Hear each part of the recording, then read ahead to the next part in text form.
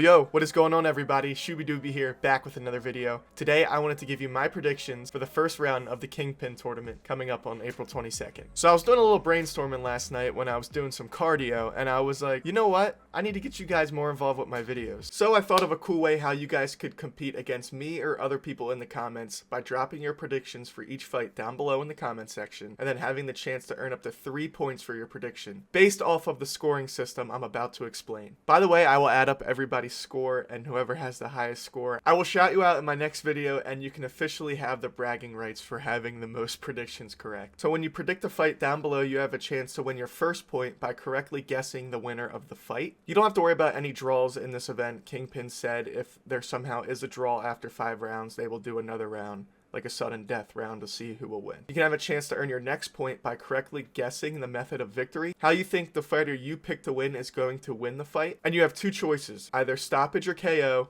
or point/decision. Finally, you have a chance to earn a 3rd point by correctly guessing the exact round the fight will end in, if you think it's going to be a stoppage, or predicting the exact type of decision the match will result in. For example, either split decision, majority decision, or unanimous decision. It might seem a little confusing. I'll have text on the screen too to explain it as well. Let's get right into the video, guys. Alright, so starting off, we have King Kenny versus my mate Nate.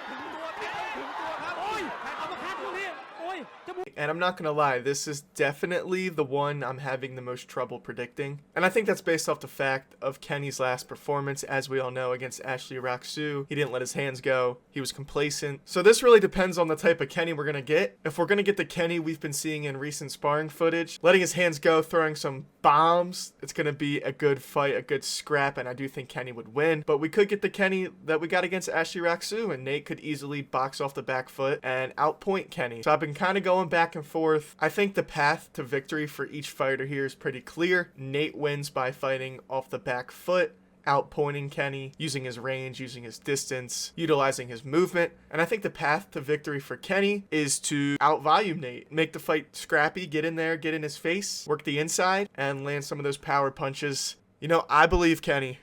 I do. I believe in Kenny. I think he's going to get rid of that mental block. I think that loss to Ashley Raksu, like he said, he never wants to have that feeling again. I'm going to go Kenny gets the W, and I think Kenny will win by stoppage or KO. I think it's going to happen in the 3rd round. Coming up next, we have Jarvis versus Tom Zanetti.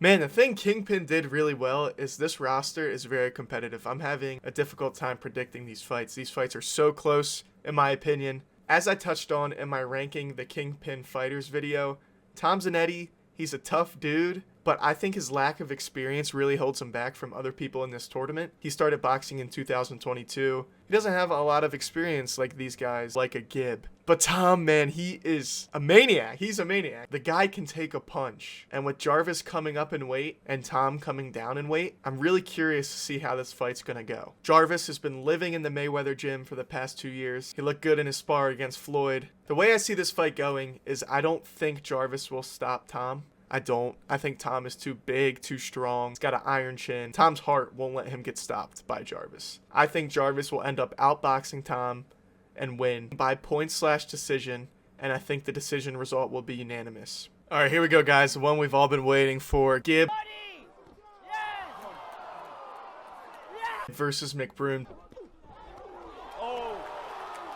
2. If Austin was truly ill the first time they fought, which from the video it kind of does look like it, but hold on, he could be capping. But we are going to see a different fight here. We should see a different Austin. Austin was doing well against GIB in those first 2 rounds last year, and then he gassed out. But still, GIB's got more experience, has been boxing for a longer time. Sure, Austin might be more athletically gifted, but at the end of the day, GIB's been training in the sport longer. The thing with GIB, man, every time he fights, he looks like a new fighter. He improves drastically. So, all that being said, I do think it'll be a tougher fight for GIB. I think Austin will put up more of a fight.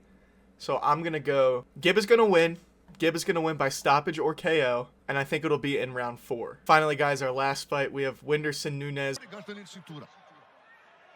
versus Felipe.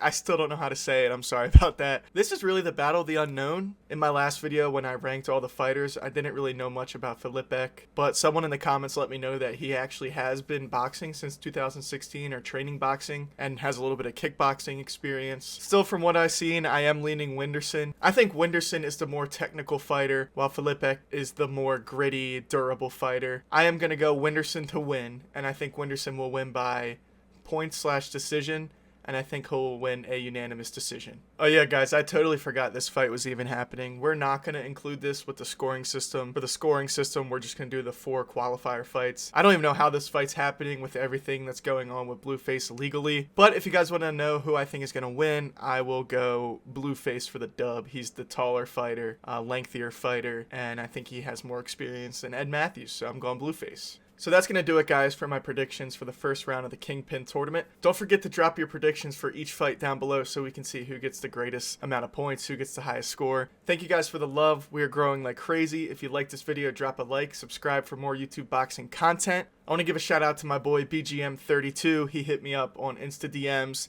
and he's doing my thumbnails now. I appreciate him. I appreciate the work he does for me, and he makes some really good edits. So if you guys need anything done, check him out. Hit him up on Instagram. Thank you guys for watching, and I'll see you in my next video. It rains, panties from heaven.